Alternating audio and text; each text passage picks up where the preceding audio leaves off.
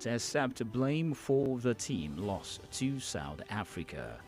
Good afternoon and thanks for joining us for the news on the hour. Diamond 887 FM Ilorin. I am Precious. Afolabi D. We'll bring you details of the news after this break, please. We'll be right back.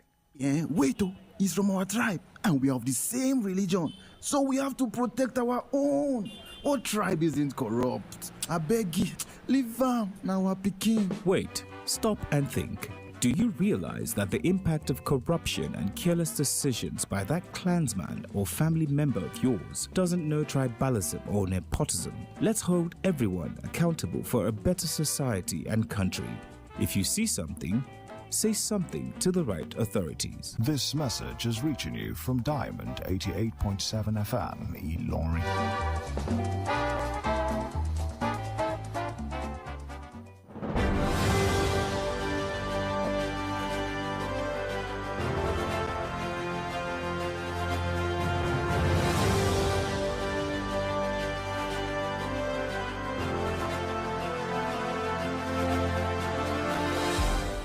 Welcome back from that short break. Please do know that you can listen to us via website www.diamondfm.net or watch us live on Facebook Diamond 887 FM. You can also download the app in Google Play Store. Diamond 887 FM Ilorin. And now the news and details. President Bola Ahmed Tinubu has inducted to attack helicopters to tackle the security challenges in the country. The aircraft were inducted into the Nigerian Air Force fleet. Tinubu was presented at the event by the Vice President Kashim Shettima and the inductions of the 109S Tracker helicopter in Abuja by Vice President Kashim Shettima. The Minister of Information and National Orientations, Mohammed Idris, has said that the hard decisions taken by President Bola Ahmed Tinubu are beginning to bear fruit. The minister stated this today at the 2025 Ministerial Briefing Series held at the National Press Centers, Abuja.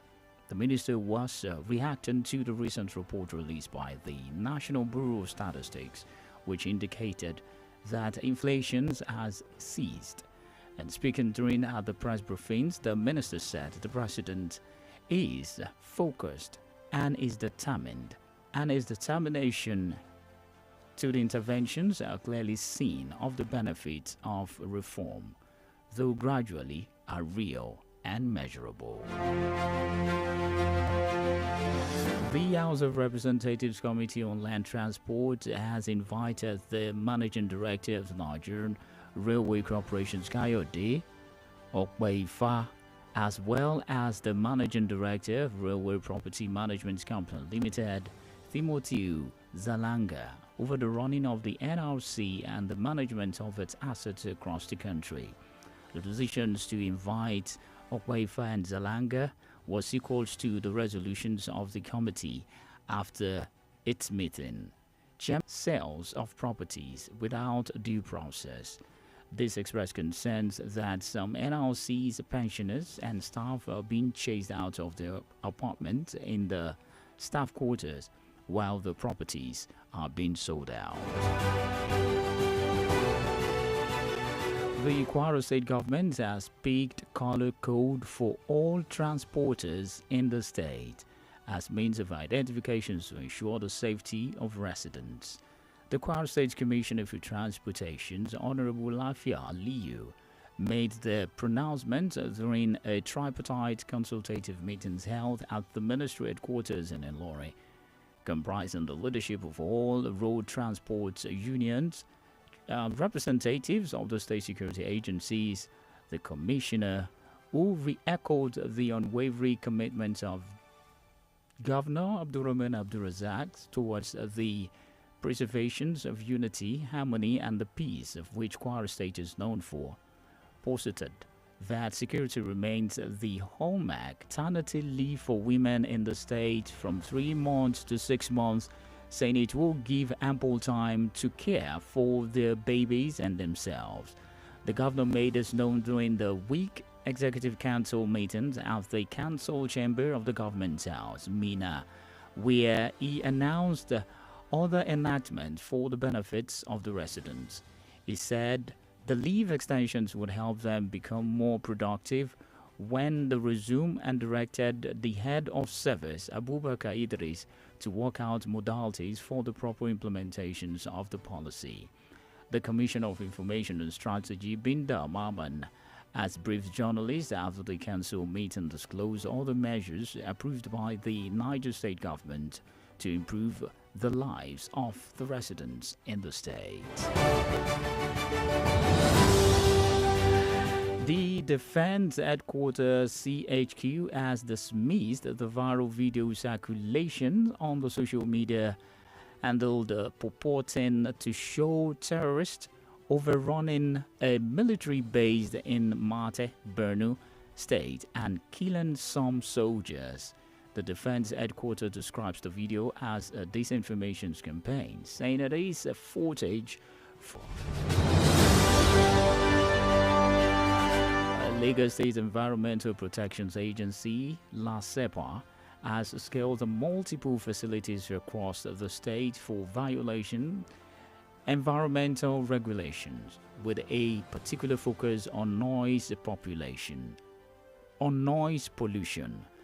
enforcement operations targeted establishments in the mainland axis, including the Onike, Yaba, Chinatown, Ojota, Pedro, Bariga, Magodu, Shomolu, and Ebute Meta. In a statement released today, LASEPA disclosed that a wide range of premises spanning religious institutions, hospitality venues, residential apartments, warehouses, and bakeries were affected by the enforcement exercise. Speaking on the development, LASEPA's General Manager, Dr. Babatunde Ajayi, underscored the agency's unwavering commitments to environmental protections and public health, stressing that noise pollution remains a serious threat to urban wellness.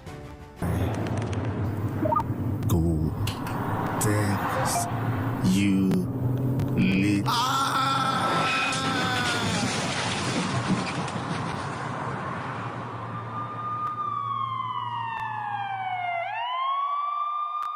That's what can happen if you take your eyes off the road. Texting or using your phone when driving is very dangerous for you and other road users. Keep yourself and other road users safe by staying off your phone when driving. We need you alive. This message is reaching you from Diamond 88.7 FM, Ilorin.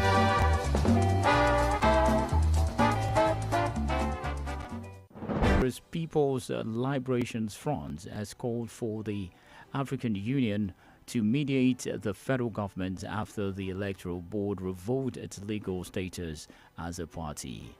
The Tigray People's Liberation Front, TPFL, said that the move to ban it from any political activities was dangerous and posed a serious threat to the 2022 deal that ended 2 years of conflict in the northern Tigray region, as that region and the party which governs the Tigray and the dominated entire country for many years was banned for failing to hold a general assembly. The decisions following months of the political tensions in Tigray and comes ahead of the nationwide elections that are due to take place to June.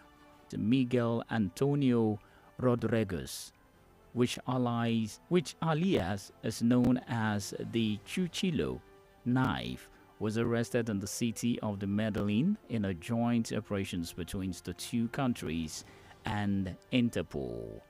As the bodies of the miners were recovered on the 4th of May from the tunnel as the mine in the Putas district of Peru. Peru is one of the largest gold producers in Latin America and has seen a surge in the violence from the illegal miners and organized criminal gangs. Smith scored a decisive goal for South Africa from a header in the 66th minute.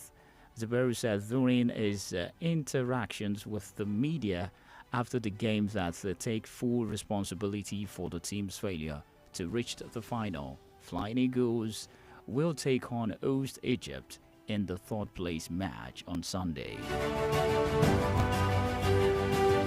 And lastly, in the world of sport, Barcelona have been crowned the 2024-2025 La Liga champions after a 2 victory over the Expire at the RC Stadiums on Thursday night.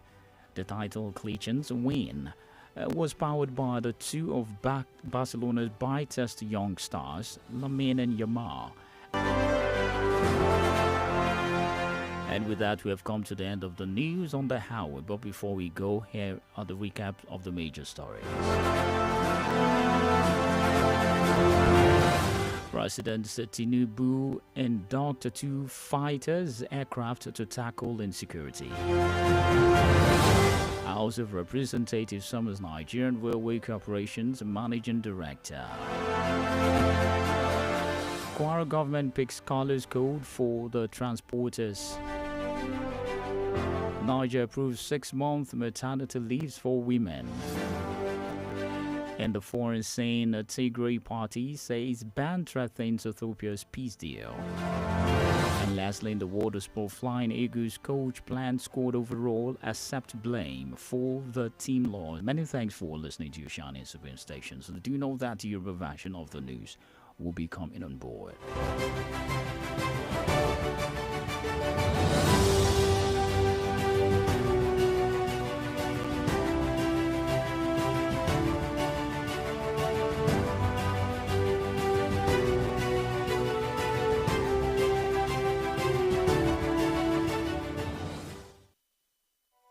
For up-to-date news reported across the globe, be rest assured you're on the right radio dial. Diamond 88.7 FM Ilorin, your shining supreme station. Kebe Monomin Plus. Monomin Plus fún èròjà tó ń tún inú ara ṣe lẹ́yìn ìwádìí ìmọ̀ ìjìnlẹ̀ a tún fi èròjà cod liver oil epo ẹja sí i ló fi wá di oògùn méjì tá a papọ̀ sínú ẹyọ kan ṣoṣo la fi ń pè é ní Monomin Plus iléeṣẹ́ Tuyi Pharmaceutical Industries Limited àwọn tó lórúkọ tó ṣe é gbẹ́kẹ̀lé níbi kápò oògùn òyìnbó ló ṣe é Monomin Plus. Monomin Plus. ní ìlú Ìlọrin tó rẹwà yìí ní ìkànnì yìí wà tí ò lẹ́lẹ́gbẹ́ ẹ yí síbẹ̀ kẹ́ ẹ jẹ gbádùn rẹ̀. Diamond 88.7 FM.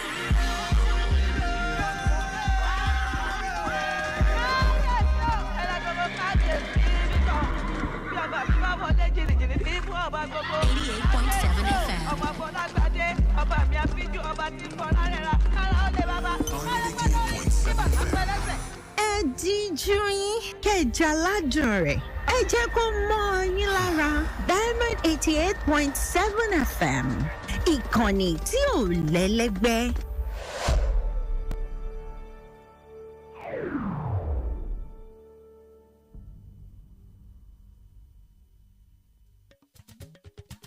látinú yàrá ìròyìn Diamond 88.7. tọ̀tọ̀ lójúnà àti kojú ọ̀rọ̀ ìpèníjà ètò ààbò léyìí tó ń fi ilẹ̀ yìí lápè o. ilé ìgbìmọ̀ aṣojúṣòfin ilẹ̀ wa ránṣẹ́ pé ọ̀gá àgbà fàjọ reluwé lórílẹ̀‐èdè yìí. ní ìpínlẹ̀ Kwara ìjọba ìpínlẹ̀ Kwara mú àmì ìdánimọ̀ fáwọn ọlọ́kọ̀ èrò nípínlẹ̀ yìí o. ní ìpínlẹ̀ Niger buwọ́lu oṣù 6 gbáko gẹ́gẹ́ bí àkókò gbéléjókòó tọ́jú ọmọ fáwọn ìyá ìkókó. nílẹ̀ òkèrè ikọ̀ ẹgbẹ́ òṣèlú alátakò Tigray sọ pé ìgbésẹ̀ fífòfinde ẹgbẹ́ òṣèlú ọ̀hún dúnkokò mọ́ àdéhùn alálàáfíà nílẹ̀ Ethiopia. lágbọn ìròyìn eré ìdárayá olùkọ́ni fún ikọ̀ agbábọ́ọ̀lù Flying Eagle ilẹ̀ wa ti gba ẹ̀bi rẹ̀ lẹ́bi o lórí bí ikọ̀ agbábọ́ọ̀lù ọ̀hún ṣe fìdírẹmi sọ́wọ́ ikọ̀ agbábọ́ọ̀lù tilẹ̀ South Africa. ẹ ṣeun bí ẹ ṣe ń tẹ́tí sí wa ìròyìn lẹ́kùnrẹ́rẹ́ làmúdé láti kànnì ìgbóhùnsáfẹ́fẹ́ Diamond 88.7 FM Ìlọrin Ọlárenwájú Oyewole ni oníròyìn yín ẹ̀kúnrẹ́rẹ́ ìròyìn náà ń bọ̀ wá lẹ́yìn ìdánudúró ráńpẹ́ yìí. ẹ wá sẹ́ amọ̀kú ti wùwà ìbàjẹ́ amọ̀kú ti jí owó ìlú ṣùgbọ́n ọmọ olúwa náà ni kódà ẹ̀sìn kan náà látújọ ń ṣe ẹ wo jẹ́ ká bò láṣìírí jẹ́ ká gbójú ń bẹ̀. Ẹ̀rẹ̀ láti ilé iṣẹ́ Diamond FM.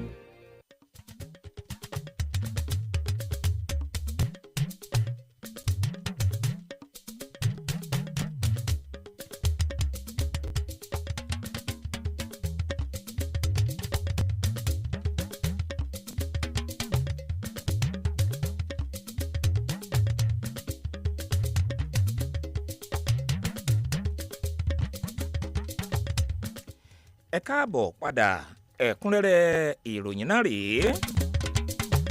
ààrẹ bọ́lá ahmed tinubu ti sísọ lójú eégún ọkọ̀ bàálù ìjagun abàsíbíòwú méjì ọ̀tọ̀ọ̀tọ̀ kan o lójúnà àti kojú àwọn ìpèníjà léyìí tó rọ̀ mọ́ ètò ààbò lórílẹ̀‐èdè yìí. àwọn ọkọ̀ bàálù ìjagun méjèèjì ọ̀hún ni wọ́n taari sọ́dọ̀ àjọ ọmọ ogun ojú òfurufú ilẹ̀ wa. ààrẹ tinubu ẹni tí igbákejì ààrẹ orílẹ̀‐èdè yìí sẹ́nitọ̀ kashim shettima aṣojú fún níbi ètò ayẹyẹ náà. ètò yíyọ̀ǹda àwọn ọkọ̀ bàálù ìjagun abàsíbíòwú ọ̀hún ló forí sọ ayẹyẹ ọdún 61 tí àjọ ọmọ ogun ojú òfurufú orílẹ̀‐èdè yìí o. àwọn ọkọ̀ bàálù ìjagun abàsíbíòwú méjì ọ̀hún NAF 544 pẹ̀lú NAF 545 ni wọ́n wà fún gbígbé agbára wọ àjọ ọmọ ogun ojú òfurufú lójúnà àti gbógun ti ọ̀rọ̀ ètò ààbò léyìí tó rí wúgẹ̀wúgẹ̀ ní tìbútòrò orílẹ̀‐èdè yìí. ẹ̀wẹ̀ ikọ̀ ọmọ ogun ojú òfurufú ilẹ̀ wa ní ìrètí wà pé wọn yóò túbọ̀ tẹ́wọ́ gba àwọn ọkọ̀ bàálù ìjagun mọ́kàndínláàádọ́ta sí o nígbà tí yóò bá finísítọ̀ ọ̀hún ṣípayọ́ ọ̀rọ̀ yìí lónìí níbi ètò ìjábọ̀ àwọn ẹ̀ka tó jẹ́ ti ìjọba fún tọdún 2025 léyìí tó wáyé ní gbọ̀ngàn àkójọ oníròyìn àpapọ̀ tó ń bẹ nílùú àbújá o. mínísítà ọ̀hún ló sọ̀rọ̀ lórí ìròyìn kan èyí tí iléeṣẹ́ ọba tó ń rí sí àkọsílẹ̀ òǹkà àpapọ̀ lórílẹ̀‐èdè yìí fi síta léyìí tó ṣàfihàn rẹ̀ pé ìdẹ̀kùn ti bẹ̀rẹ̀ sí ní dé bá ìnira bí nǹkan ti ṣe gbẹnu sókè tẹ́lẹ̀. ẹ̀wẹ̀ nígbà tó ń sọ̀rọ̀ níbi àkójọ oníròyìn tó wáyé lónìí o mínísítà ọ̀hún ṣàlàyé pé ààrẹ ilẹ̀ wa ló gbájúmọ́ ìṣèjọba rẹ̀ tí ìpinnu òun ìdásí rẹ̀ sì ń fojú hàn nínú àwọn àǹfààní tó súyọ nínú ìgbésẹ̀ àtúntò bó tilẹ̀ jẹ́ pé sísẹ̀ǹtẹ̀lé ni àwọn àyípadà ire náà wáyé o ṣùgbọ́n ìdàgbàsókè ọ̀hún fojú hàn gidi gan lórílẹ̀‐èdè yìí.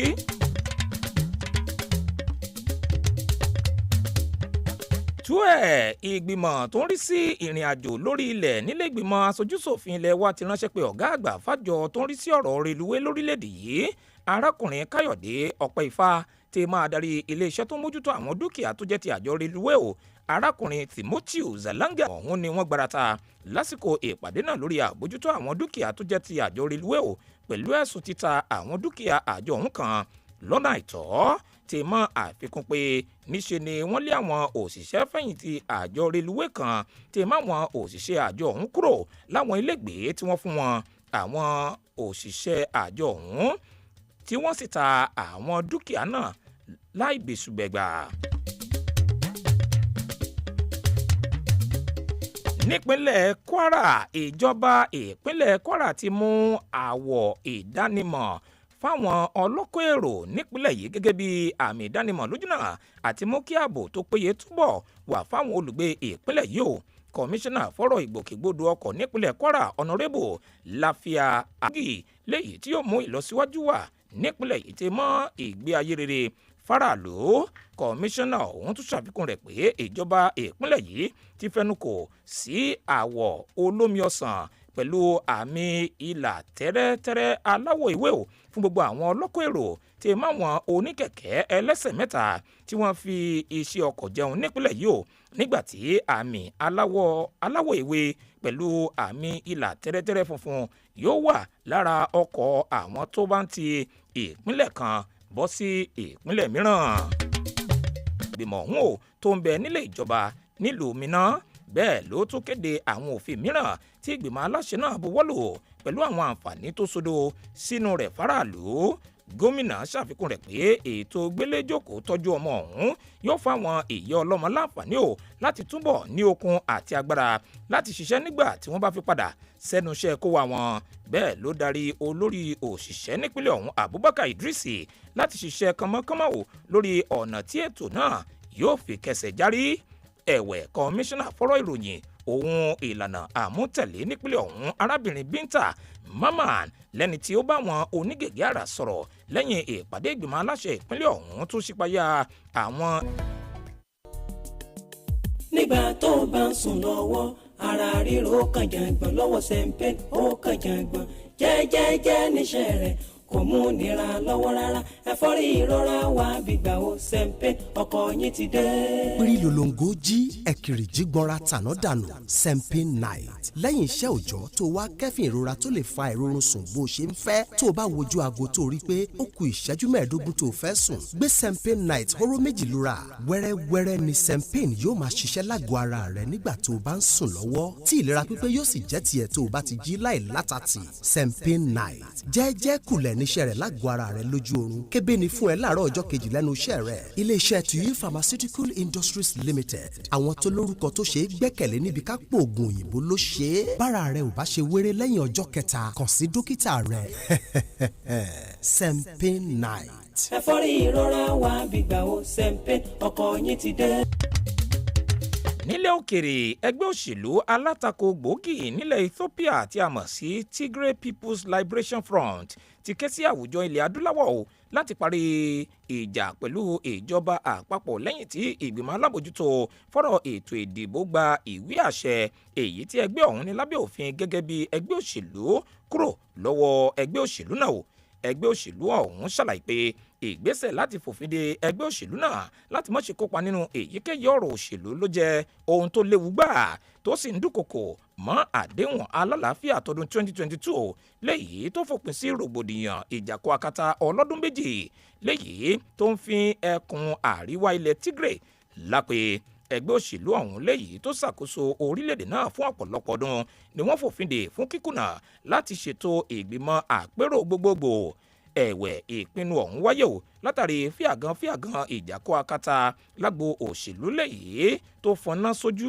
lẹ́kùn Tigray ṣáájú ètò ìdìbò gbogbogbò ilẹ̀ náà léyìí tí ìrètí wà pé yóò wáyé o lóṣù kẹfà ọdún tó ń bọ̀ ẹgbẹ́ òṣèlú ọ̀hún ló ń ṣàkóso ọ̀rọ̀ abẹ́lé nílùú Peru ti mọ iléeṣẹ́ ọlọ́pàá nílẹ̀ Colombia àtiwé Miguel Antonio Rodriguez Diaz lẹ́ni tí ìnagijẹ rẹ̀ ń jẹ́ Cuchillo ìyẹn ọ̀bẹ ni wọ́n fi kélé òfin gbé o nílùú Medellin látọwọ́ ikọ̀ ẹ̀ṣọ́ aláàbò orílẹ̀-èdè méjèèjì ọ̀hún òkú àwọn awakùsà náà ni wọ́n rí lọ́jọ́ kẹrin oṣù karùn-ún nínú àwọn ọ̀pá kan tó ń bẹ ní ojúkò ìwakùsà tó ń bẹ ní ẹkùn Patas nílùú Peru ìlú Peru ní ìlú tí ó ń pèsè wúrà tó pọ̀ jùlọ nílẹ̀ Latin America léyìí tó ń kojú rògbòdìyàn látọ̀dọ̀ àwọn awakùsà lọ́nà àìtọ́ tẹ́ mọ́ ikọ̀ jàǹdùkú.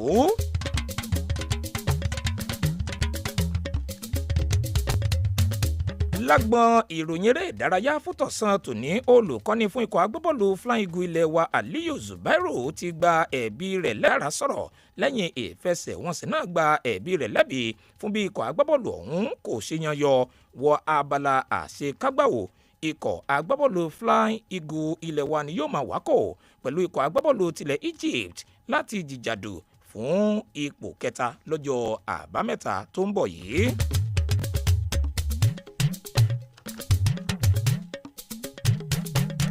síbẹ̀ lágbọn eré ìdárayá fútọ̀sán tòní ikọ̀ agbábọ́ọ̀lù Barcelona ti jáwé olúborí nínú ìdíje ti La Liga fún tọdún 2024 sí 2025 o lẹ́yìn tí ikọ̀ agbábọ́ọ̀lù ọ̀hún fàgbà hàn ikọ̀ agbábọ́ọ̀lù ti Espanyol pẹ̀lú àmì ayò 2-0 lálẹ́ ọjọ́bọ̀ ní pápá ìṣeré ti RCD àwọn ìràwọ̀ agbábọ́ọ̀lù nínú ikọ̀ agbábọ́ọ̀lù Barcelona méjì ọ̀tọ̀ọ̀tọ̀ ni wọ́n ṣokùnfà ìjáwé olúborí ikọ̀ agbábọ́ọ̀lù ọ̀hún o ọmọ agbábọ́ọ̀lù ní Lamine Yamal pẹ̀lú Fermin Lopez ni wọ́n jùmọ̀ fakọyọ fún ikọ̀ agbábọ́ọ̀lù tí wọ́n gbá fún ọ̀hún ọ̀tọ̀ lójúnà àti kojú ọ̀rọ̀ ìpèníjà ètò ààbò lẹ́yìn tó ń fin ilẹ̀ yìí lápè o.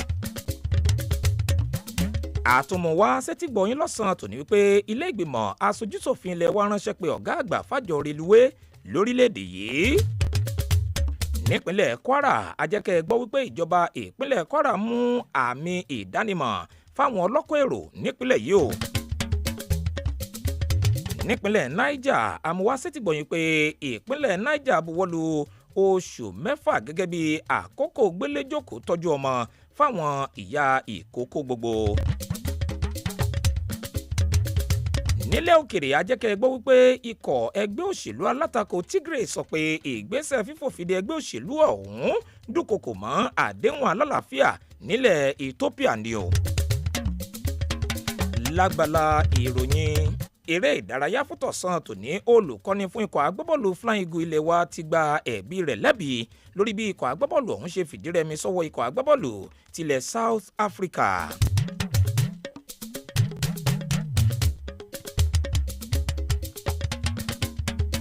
ìròyìn lẹ́kùnrẹ́rẹ́ fún ti ọ̀sán tòní ọ̀hún kò ní jù báyìí lọ lẹ́ẹ̀kan sí kí n tó dánu dúró ẹgbọ́ iṣẹ́ tá a ní fún yín yìí. ǹjẹ́ ẹ mọ̀ wípé láyájọ́ òní lọ́dún 1977 ní Nelson Mandela gúnlẹ̀ sílùú Èkó lórílẹ̀‐èdè Nàìjíríà lójúnà àti béèrè fún àtìlẹ́yìn láti jàjàbọ́ lọ́wọ́ ìfipájẹgàba nílẹ̀ South Africa.